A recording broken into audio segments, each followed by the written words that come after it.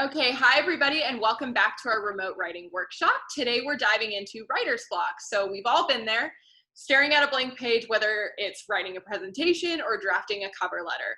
Writer's block happens to the best of us. It's important to remember that. We've spent the past few weeks discussing moving forward with the writing process, but in case you're stuck, here's some great ways to get through writer's block and get back to writing. Also, Erin and I are once again unintentionally matching today. All right, so we've all experienced writer's block in some way, shape, or form.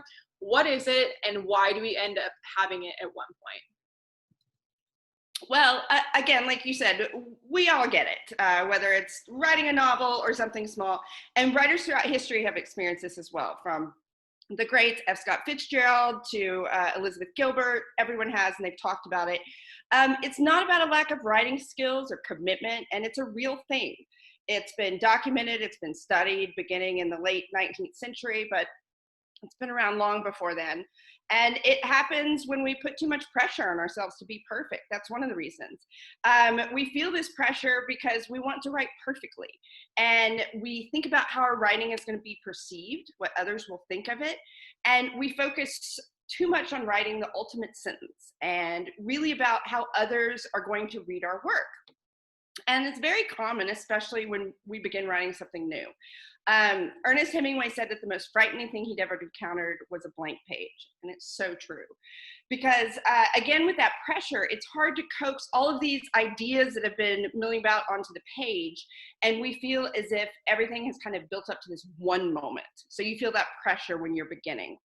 I think we can also experience writer's block because of all the distractions of modern society. It's so easy to lose focus with technology. We have social media, smartphones, Netflix, everything.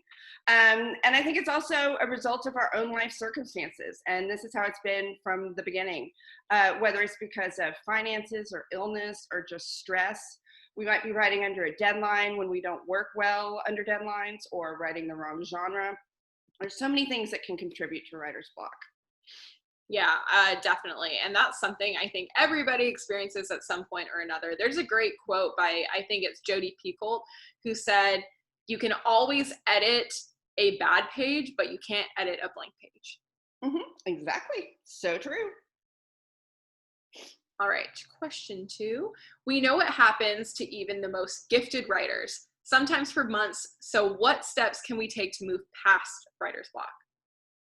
Well, the phrase writer's block was actually coined in the 1940s, and psychiatrists were studying it. And at first, they thought that the only way to get through writer's block was lots of therapy to work through their problems. And but then they began experimenting with different techniques, and they actually found that lots of therapy had the opposite effect.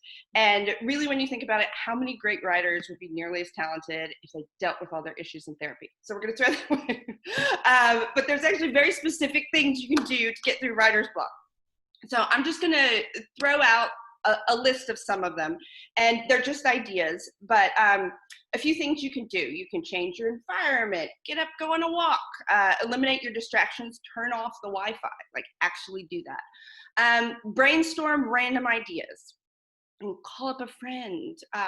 A great one is even just get up and get moving. If you do some jumping jacks, stretches, I like to grab my boys' Legos and start building something.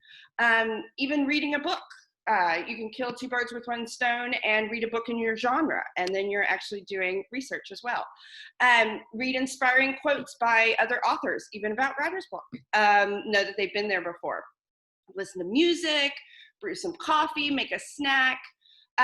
It's always good to create a routine. So when you're writing at a certain time, we've talked about this as well, in a certain room with certain things in a certain way, so you get that routine going. You can use a lot of writing prompts to get those ideas flowing. I like to start cleaning. It puts me in a very zen place, and then I can come back and write. You can, again, brainstorm ideas, but do it in bullet points, so you're not even writing full sentences. But really, I think the best thing you can do is write. So just write, no matter what the topic.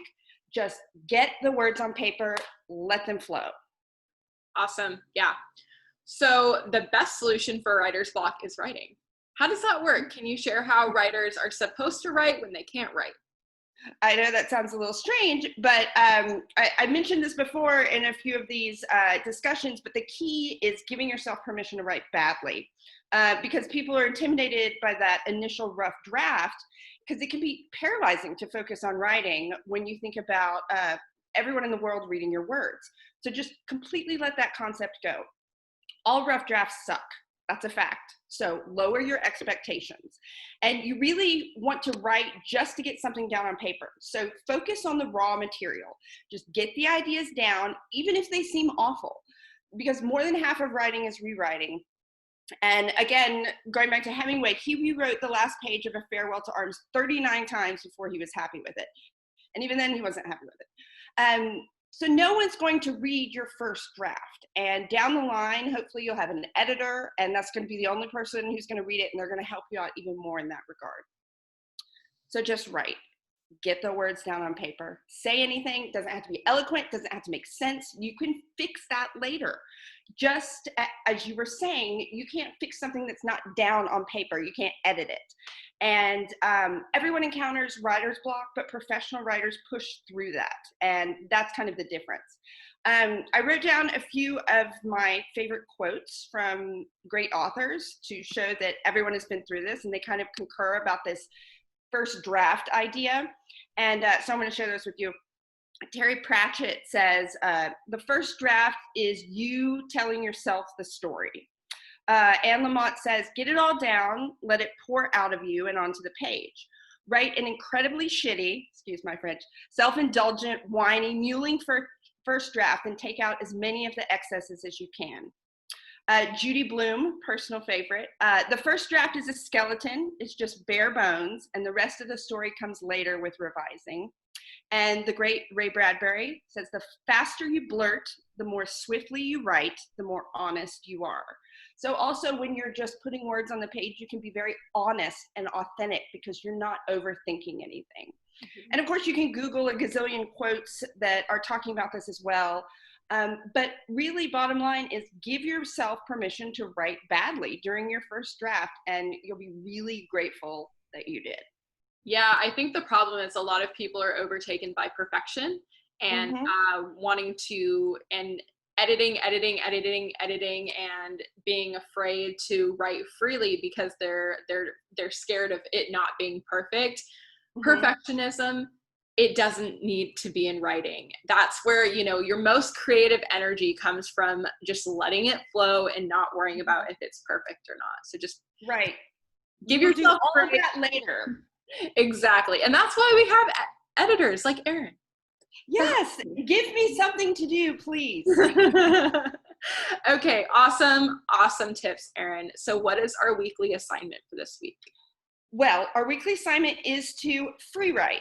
And that is what we're talking about. When you don't think about writing, you just do it. So give yourself 10 or 15 minutes and write about any topic that comes to mind.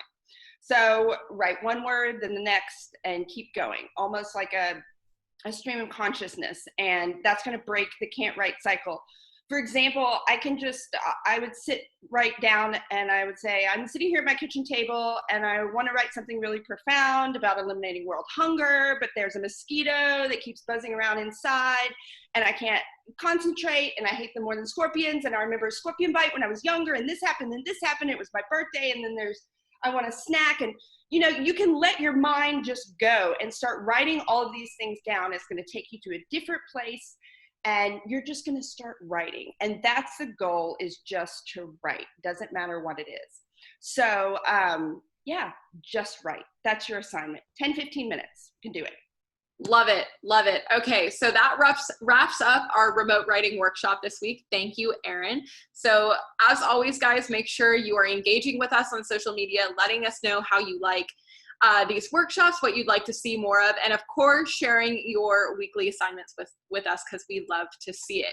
Okay, we will see you guys next time. Bye. Bye.